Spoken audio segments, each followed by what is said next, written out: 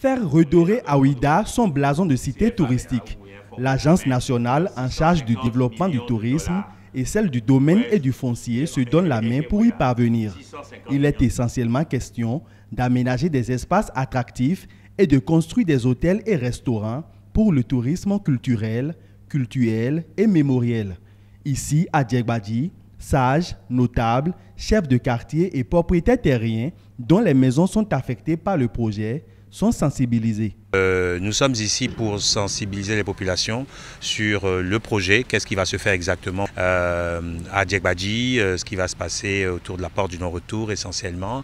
On a déjà fait la même démarche à Avlekété, qui sera une zone balnéaire. Le président Patrice Talon est un homme qui aime sa population. Vu surtout qu'il ne s'agit plus de les déplacer de façon systématique et que c'est simplement l'emprise concernée par le projet qui va être contraint, enfin pour lequel on sera contraint de faire partie des gens, je crois que les gens sont réceptifs.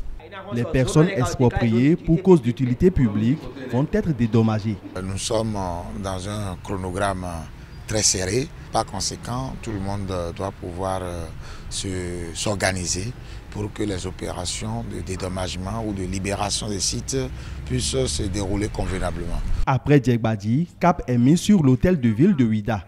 Ici, l'exercice est le même. L'auditoire est dans la même veine, entretenu sur la restauration des forts portugais et français et sur la reconstruction du fort anglais avec des fonctions touristiques, muséales et marchandes. Les populations n'ont pas de récrimination particulière, ils savent que c'est très organisé, très orchestré. Elles sont soucieuses de justice, elles sont pour le développement, ça c'est une très bonne nouvelle. On a partout un enthousiasme par rapport à ce qui arrive parce qu'elles savent très bien que tout ce qui vient c'est pour le bien du Bénin, la création d'emplois et de richesses. Mais évidemment elles sont attachées à leur terre, à leur maison et elles veulent bien consentir ce sacrifice, ce civisme pour le projet à condition qu'il ne soit pas floué. Et le gouvernement veille à ça. Le projet compte utiliser une main-d'œuvre locale, une solution au chômage des jeunes de la ville de Ouidah. Avec le PAG, la cité de Passé va bientôt renaître de ses cendres pour le développement touristique et économique du Bénin.